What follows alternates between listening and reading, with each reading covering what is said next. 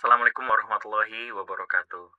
Hari ini saya akan membahas hubungan makan rezeki orang dengan resiko sakit jantung dalam perspektif medis dan syariat Islam.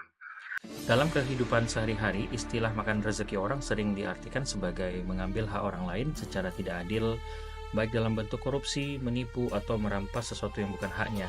Jika dikaitkan dengan kesehatan jantung dan syariat Islam, ada beberapa hubungan yang bisa dijelaskan dari sisi medis dan spiritual.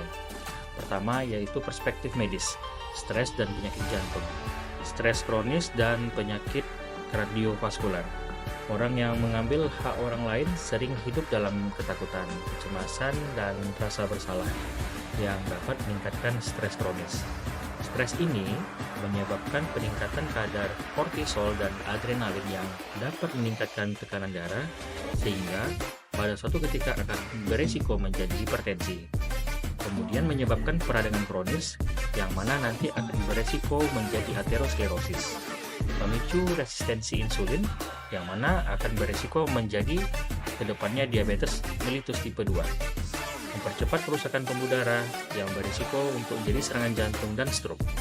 Kemudian adanya pola hidup yang tidak sehat, di mana harta yang diperoleh dengan cara tanda kutip haram sering digunakan untuk gaya hidup berlebihan seperti makanan tidak sehat, merokok, alkohol yang memperburuk kesehatan jantung.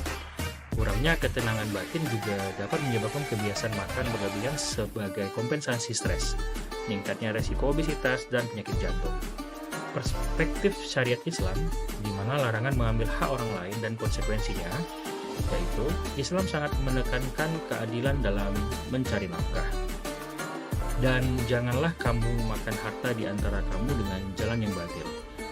Itu kutipan dari Quran surat Al-Baqarah ayat 188 terjemahannya.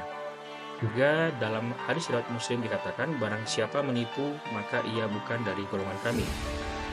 Memakan rezeki orang lain dengan cara batil tidak hanya menghilangkan keberkahan harta, tetapi juga menimbulkan penyakit fisik dan mental akibat dampak psikologis seperti rasa bersalah dan ketidaktenangan hati. Hubungan dengan penyakit hati dan dampaknya pada kesehatan fisik, menurut Imam Al-Ghazali dalam Ihya Ulumuddin menjelaskan bahwa hati yang rusak karena dosa akan berdampak pada tubuh secara keseluruhan. Hati yang penuh dengan dosa, ketakutan, dan kegelisahan akan meningkatkan tekanan darah dan stres oksidatif, yang merupakan faktor utama penyakit jantung.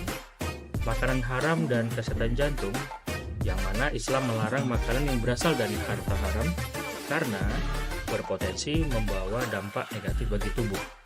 Dalam hadis riwayat Muslim juga dikatakan, sesungguhnya Allah itu baik dan tidak menerima kecuali yang baik. Studi menunjukkan bahwa makanan yang tidak berkah dapat berdampak pada pola pikir, metabolisme, dan sistem imun yang semuanya berperan dalam kesehatan jantung. Maka saya akan menyimpulkan, secara medis dan spiritual, mengambil rezeki orang lain dapat meningkatkan resiko penyakit jantung melalui mekanisme stres kronis, pola hidup tidak sehat, dan hilangnya keberkahan dalam hidup, sehingga Islam mengajarkan untuk mencari rezeki yang halal dan penuh keberkahan, karena selain berdampak pada kehidupan di akhirat, juga memberi ketenangan batin yang pada akhirnya menyehatkan jantung dan tubuh secara umum. Solusi Islami untuk kesehatan jantung dan keberkahan rezeki diantaranya pertama yaitu mencari nafkah dengan cara yang halal dan penuh keberkahan. Kedua, menghindari ketidakjujuran dalam bisnis atau pekerjaan.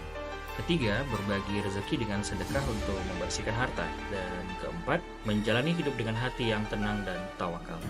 Semoga kita selalu diberikan rezeki yang halal dan kesehatan yang baik, baik jasmani maupun rohani.